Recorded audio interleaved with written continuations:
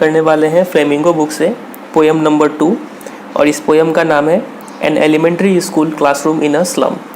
Elementary school का मतलब एक प्राइमरी स्कूल होता है जहाँ पर normally children between 5 to 13 years के एज के जो बच्चे होते हैं वो यहाँ पे पढ़ते हैं। और स्लम का मतलब आपको पता है कि एक अगर मेन शहर है, शहर के आसपास जो बस्ती बसा होता है, झुग्गी जिसको बोलते हैं हम लोग, उस बस्ती को हम लोग बोलते हैं स्लम एरिया। तो एक स्लम एरिया में एलिमेंट्री स्कूल का क्लासरूम का डिस्क्रिप्शन दिया गया है इस पोएम में। तो सबसे पहले अबाउट द पोएट को देखते हैं। इस पोएम के जो पोएट है वो है Stephen Spender. Was an English poet and an essayist. ये एक इंग्लिश पोएट थे और एक ऐसे भी लिखने वाले थे ये। He left University College Oxford without taking a degree and went to Berlin in 1930। इन्होंने कॉलेज छोड़ दिया बिना डिग्री लिए हुए और वो चले गए बर्लिन 1930 में। Spender took a keen interest in politics और declared himself to be a socialist and pacifist. और इनका काफ़ी ज़्यादा इंटरेस्ट था पॉलिटिक्स में और इसीलिए वो अपने आप को सोशलिस्ट घोषित कर दिए और पैसिफिस्ट। सोशलिस्ट मतलब समाजवादी एंड पैसिफिस्ट का मतलब होता है वन हु हेट्स वॉर, जिसको युद्ध पसंद ना हो उसको बोलते हैं pacifist. Books by Spender include poems of dedication, the age of being, the creative element, the struggle of the modern and an autobiography, world within world. ये सब बुक्स उन्होंने लिखा है। In an elementary school classroom in a slum ही has concentrated on themes of social injustice and class inequalities. तो ये जो आज का हमारा पोएम है इसका 2 थीम्स है। पहला थीम है सोशल इनजस्टिस, समाज में जो इनजस्टिस है उसका बारे में बताया गया है यहाँ पर, और क्लास इनइक्वालिटी जो असमानता है उसके बारे में बताया गया है। तो ये 2 थीम आप अंडरलाइन कर लीजिएगा और याद भी कर लीजिएगा, social injustice and number 2 class inequality, ये 2 थीम है। तो चलिए पोएम को शुरू करते हैं। पोएम में हमें बताया गया है कि एक स्लम एरिया में एक एलिमेंट्री स्कूल है, मतलब प्राइमरी स्कूल है, और उसका क्लासरूम का डिस्क्रिप्शन दिया गया है हमें।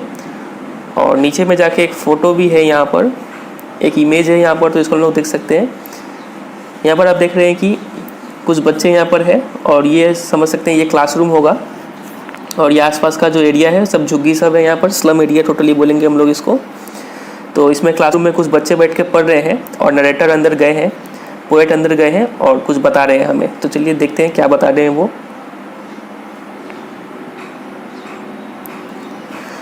तो लिखा हुआ है far far from gusty waves this children faces. तो वो क्लासरूम में गए और देखते हैं कि वहाँ पे जो बच्चे हैं, बच्चों का चेहरा कैसा है, बहुत ही निराश है वहाँ पे चेहरा। Far far from gusty waves, gusty waves मतलब होता है ब्रीजी विंड्स। जैसे हवा में क्या होता है, एनर्जी होता है, तो इस बच्चों के चेहरे पर वो एनर्जी का नामो निशान नहीं था, बहुत ही दूर थे वो एनर्जी से। दिस चिल्ड्रन फेसेस, बच्चों का चेहरा पे कोई एनर्जी नहीं था। लाइक रूटलेस वीड्स, और इन बच्चों को कंपेयर किया गया है रूटलेस वीड्स। वीड्स मतलब क्या होता है, अनवांटेड प्लांट। जैसे कि हम कोई खेती उती करते हैं तो वहाँ पे कुछ जंगली पेड़ पौधे उगाते हैं जो अनवांटेड होते हैं, तो उनको हमें उखाड़ के फेंकना होता है। तो इन बच्चों को भी वैसे ही वीड्स की तरह बोला गया है। अनवांटेड है ये लोग, ज़रूरत नहीं है इनका वर्ल्ड में, लेखक ऐसा बोल रहे हैं। और ये रूटलेस है।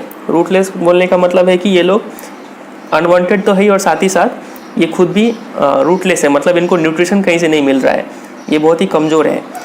तो यहाँ पे चिल्ड्रन को कंपेयर किया गया है रूटलेस वीड्स के साथ। और यहाँ पे जो लाइक वर्ड आ गया, तो लाइक वर्ड हम आपको पहले भी बता चुके हैं। जब भी लाइक या फिर एज जैसे वर्ड से कंपेयर किया हो गया हो तो वहाँ पे पोएटिक डिवाइस होता है या फिर फिगर ऑफ स्पीच होता है सिमिली। तो यहाँ पर पोएटिक डिवाइस है सिमिली। तो चिल्ड्रन को रूटलेस वीड्स बोल रहे हैं। The hair torn round their pallor, और जो उनके बाल हैं वो बिखरे हुए हैं उनके चेहरे पर। पैलर मतलब होता है पेल या फिर डल फेस। उनका जो चेहरा है वो पीला पड़ गया है, कोई कलर नहीं है उस पर, और वो उस पर क्या हुआ है, उनके जो बाल है वो बिखरे पड़े हैं, मतलब वो लोग थोड़े गंदे भी दिख रहे हैं, अनटाइडी है वो लोग। और आगे देखते हैं क्या है। तो अब लेखक क्या करते हैं कि एक एक करके हर एक बच्चे का डिस्क्रिप्शन देते हैं। तो सबसे पहला जो वो देखते हैं कि the tall girl with her weighed down head. तो सबसे पहला वो बताते हैं एक लड़की के बारे में। वो लड़की क्या है, काफ़ी लंबी है, लेकिन वो कैसे बैठी हुई है, सिर झुका के बैठी हुई है। सिर झुकाने का कारण हो सकता है कि वो गरीबी के कारण सिर झुका के बैठी हुई है या फिर शर्मा के सिर झुका के बैठी हुई है। फिर आगे वो किसके बारे में बताते हैं, the paper seeming boy with rat's eyes. एक लड़के के बारे में बताते हैं जो पेपर इतना पतला है। तो यहाँ पर उस बच्चे को कंपेयर कर दिया गया है पेपर के साथ, और यहाँ पे लाइक या फिर एज जैसा वर्ड यूज़ नहीं किया गया है। तो जब भी कंपैरिजन हो लेकिन बिना लाइक या फिर एज जैसे वर्ड को यूज़ किए हुए, तो बोलते हैं यहाँ पर एक पोएटिक डिवाइस है, इसको मेटाफोर बोलते हैं। मतलब कंपैरिजन हो लेकिन लाइक या फिर एज जैसे शब्द ना हो वहाँ पर, तो यहाँ पे पोएटिक डिवाइस होगा मेटाफोर। तो वो बच्चा जो है वो पेपर इतना पतला है, मतलब उसको खाना नहीं मिला है, काफ़ी मेल अंडर नरिशमेंट हो गया है उसका। With rats eyes, rats eyes का मतलब होता है कि ऐसा आँख जिसमें ग्रीड हो, मतलब उसके आँख में थोड़ा लालच है। तो उस बच्चे का ऐसा कैरेक्टरिस्टिक्स है, खाना वाना मिला नहीं है उसको। तो अभी तक देखें कि 2 बच्चे के बारे में बताएं। पहला तो था टॉल गर्ल और दूसरा बच्चा जो था वो था अ पेपर स्विमिंग बॉय। अब आगे देखते हैं। The stunted unlucky heir of twisted bones reciting a father's gnarled disease his lesson from his desk. तो वो जो पेपर स्विमिंग बॉय था वो बच्चा क्या कर रहा था, वो स्टंटेड था। वो स्टंटेड मतलब वो बच्चा जिसका ग्रोथ रुक जाए, उसका ग्रोथ अब आगे नहीं हो रहा है, उसको बोलते हैं स्टंटेड। तो खाना वाना ठीक से ना मिलने के कारण वो स्टंटेड हो गया था। अनलकी एयर, एयर का मतलब होता है वारिस। तो वो एक उसके पूर्वजों लोगों ने उसे संपत्ति के रूप में क्या दिया है, ऑफ ट्विस्टेड बोन्स, एक बीमारी दिया है, टेढ़ा मेरा हड्डी हो गया है उसका, वो मिला है उसको संपत्ति के रूप में। रिसाइटिंग अ फादर्स नार्ल डिजीज, और वो क्लासरूम में बैठ के रिसाइट कर रहा है अपना फादर का जो नार्ल मतलब होता है रफ, ट्विस्टेड बोन्स। तो उसका जो पिताजी का वो बीमारी था, वो बीमारी लिए हुए वो रिसाइट कर रहा है हिज लेसन, वो अपना लेसन को पढ़े जा रहा है फ्रॉम हिज डेस्क में बैठ के। At the back of the dim class one unnoted sweet and young. अब लेखक का नज़र जाता है क्लास के पीछे की तरफ और देखते हैं कि वहाँ पे काफ़ी डीम है, अंधेरा है। वन अननोटेड, एक बच्चा बैठा हुआ है जिसको कोई नोट नहीं कर रहा है, कोई नोटिस नहीं कर रहा है। स्वीट एंड यंग, और वो काफ़ी प्यारा है और काफ़ी कम उम्र का है। His eyes live in a dream, लेखक देखते हैं कि उसके आंखों में एक सपना है।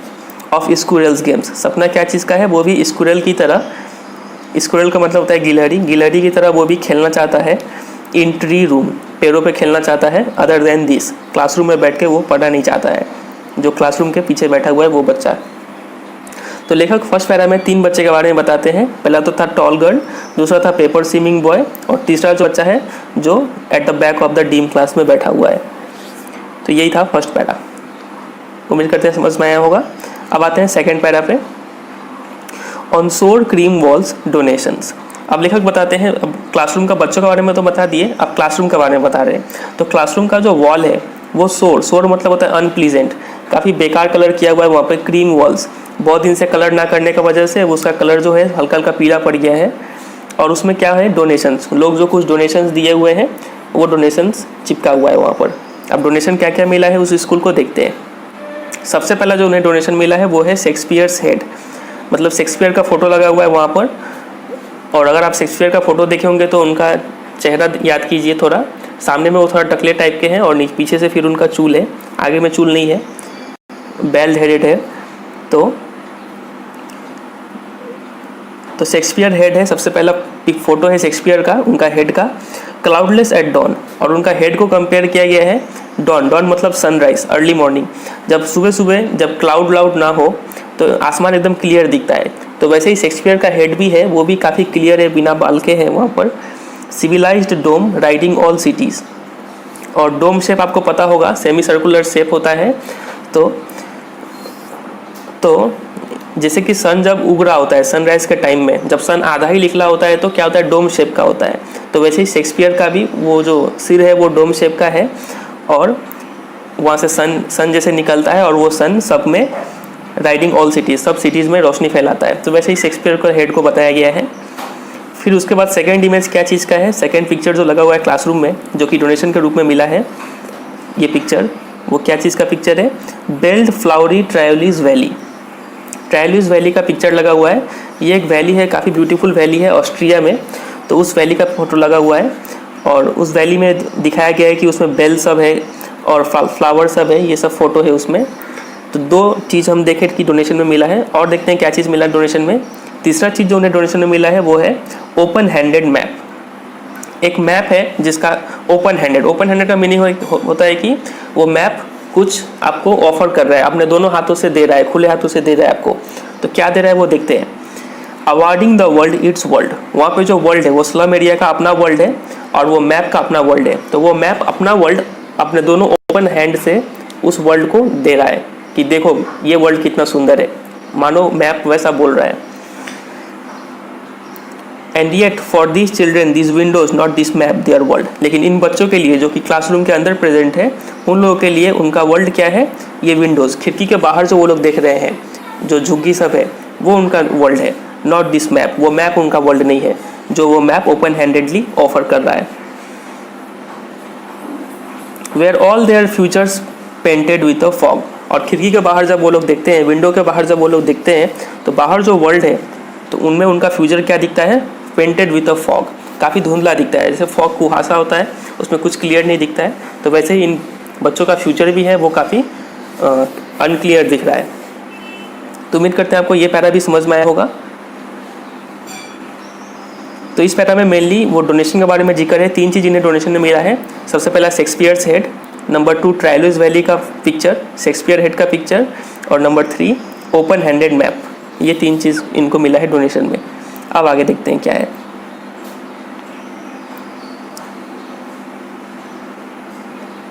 अच्छा, सेकंड पैरा अभी एंड नहीं हुआ है, सेकंड पैरा का 2 लाइन अभी और है।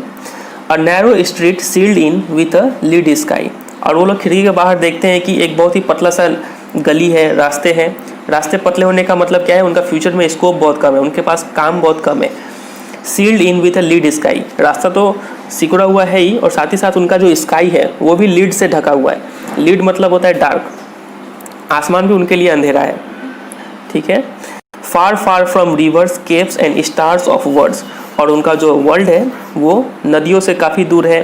केव्स, केव्स मतलब होता है कि मान लीजिए कोई कोस्टल एरिया है, नदी के किनारे वाला जगह है कोई, और वहाँ से ज़मीन का कुछ हिस्सा नदी में निकला हुआ है, तो उस निकले हुए हिस्से को हम लोग बोलते हैं केव्स।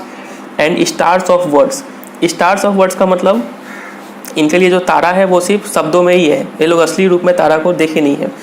और यहाँ पे एक मीनिंग और भी निकलता है कि स्टार्स ऑफ वर्ड्स का मतलब होता है कि ये बच्चे को क्लासरूम में अच्छे से पढ़ाया नहीं जाता है, इन लोगों को बेसिक टर्म्स भी नहीं पता, तो भारी भारी वर्ड्स इन लोग को भी तो कहाँ से पता होगा, भारी भारी वर्ड्स का मीनिंग भी इनको नहीं पता और आसान वर्ड्स का मीनिंग भी नहीं पता।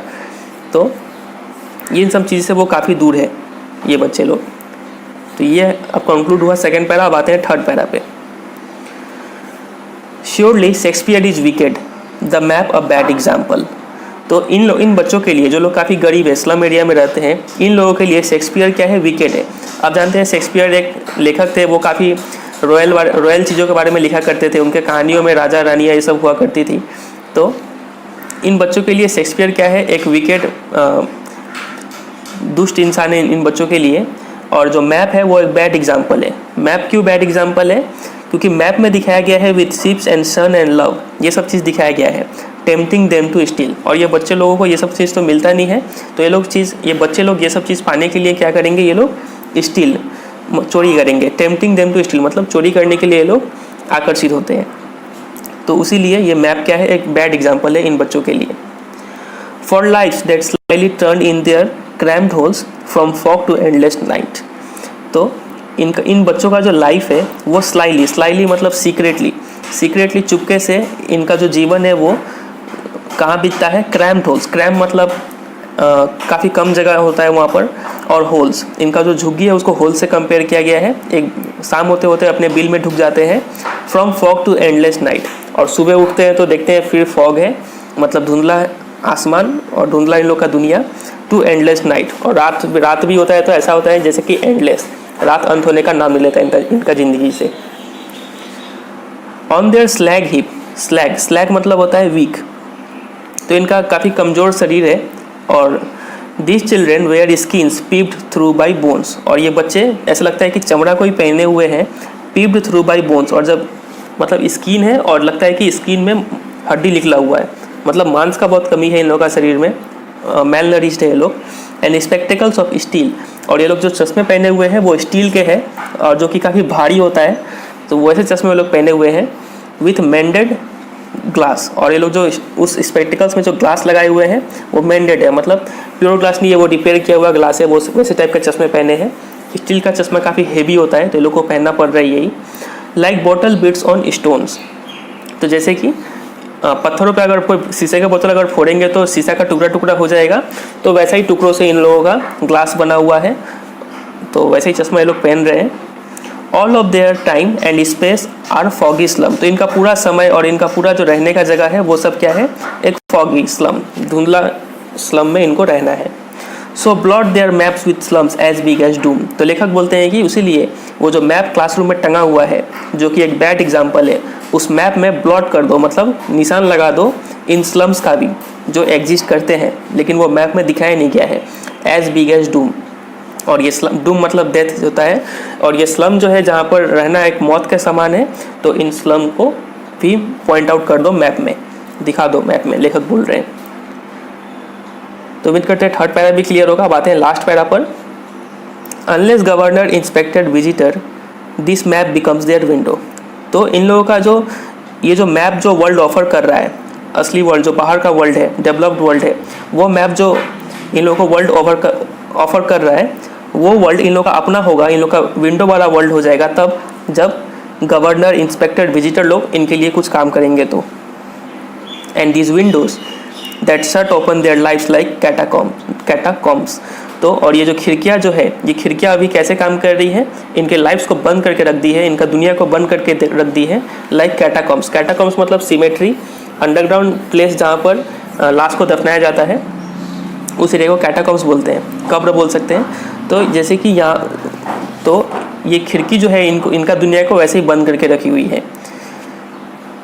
Break open till they break the town, तो बोलता है कि ये सब जंजीरों से निकलो बाहर। ये गवर्नर इंस्पेक्टर विजिटर को लेखक अपील कर रहे हैं कि इनको निकालो यहाँ से, till they break the town, इनको रास्ता दो ताकि ये लोग भी कहाँ पहुँचे, ब्रेक द टाउन मतलब रीच द टाउन, टाउन में पहुँचे जाके। And show the children to green fields, और बच्चे को दिखा दो हरे हरे मैदान, इनको नेचर से मुलाकात करवाओ इनका। And make their world run a जोर ऑन गोल्ड सैंड्स, और इनका जो वर्ल्ड है उनको खोल दो रास्ता ताकि ये लोग भी कहाँ पहुँच पाए, अजोर मतलब डीप ब्लू कलर। तो हमेशा ब्लू कलर क्या सिंबलाइज करता है, ये सिंबलाइज करता है आपका फ्रीडम, लॉयल्टी, विजडम। तो इनको भी फ्रीडम दो ताकि ये लोग भी कहाँ चल पाए, ऑन गोल्ड सैंड्स, मतलब ये सिंबॉलिकल मीनिंग दे रहा है कि ये लोग भी अच्छे से रास्ते पर चले और अपना तरक्की कर पाए। And let their tongues run naked into books the white and green leaves open, और इनको मौका दो ताकि ये लोग भी पढ़ पाए वाइट कलर के बुक, मतलब नॉर्मली जो हम लोग का बुक होता है वो बुक ये लोग पढ़ पाए। एंड ग्रीन लीव्स सिंबलाइज करता है नेचर को, और ये लोग नेचर को भी पढ़ पाए, समझ पाए।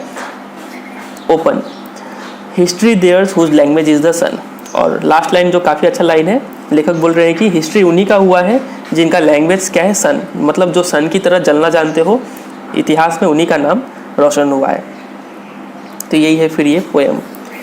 तो उम्मीद करते हैं आपको ये समझ में आया होगा, और आगे कुछ नहीं है। तो ये पोएम यहाँ पे एंड होता है। तो मिलते हैं बहुत जल्द एक नए पोएम के साथ या फिर नई स्टोरी के साथ। तब तक के लिए goodbye and take care.